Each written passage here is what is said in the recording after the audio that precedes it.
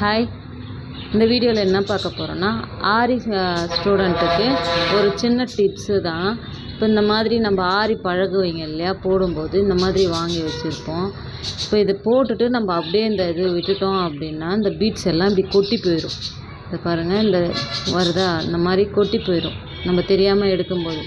அதுக்காக என்ன பண்ணலாம் அப்படின்னா, இந்த பீட்ஸுங்க கொட்டினதெல்லாம் எடுத்து மறுபடியும் நம்ம இந்த த்ரெட்லேயே இன்சர்ட் பண்ணிவிடுவோம். இன்சர்ட் பண்ணிவிட்டு எடுத்துட்டதுக்கப்புறம் இது நம்ம மறுபடியும் போடுற வரைக்கும் நம்ம மரத்தில் ஏதாச்சும் இப்படி எடுக்கிறோம் அப்படின்னா பீட்ஸ் கொட்டிடும்.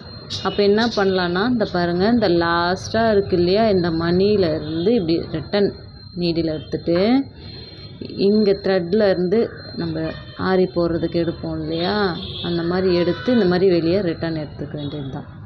இந்த மாதிரி நம்ம எடுத்தோம்னா நம்ம மறுபடியும் போடுற வரைக்கும் இது அப்படியே இருக்கும், கீழே உதிர்ந்து போகாது. பீட்ஸ் எல்லாம் அதுலேயே இருக்கும், நம்மளுக்கு சேஃப்டியாகவும் இருக்கும். இந்த மாதிரி பாருங்கள், மறுபடியும் பாருங்கள், இது இன்னொன்று இருக்குது, அதில் போட்டு காமிக்கிறேன். இந்த லாஸ்ட் இருக்குது இல்லையா, அதில் போட்டுட்டு நம்ம இதுலேயே ரிட்டன் த்ரெட்டை இப்படி வெளியே எடுத்துடணும். இப்படி எடுத்துட்டோம்னா கீழே உதிர்ந்துடாது. நம்ம மறுபடியும் போடுற வரைக்கும் அது அப்படியே சேஃப்டியாக இருக்கும். அது பாருங்கள், அதே மாதிரி நான் வேகமாக இழுத்தா கூட வராது, அங்கேயே தான் இருக்கும். ஓகேவா?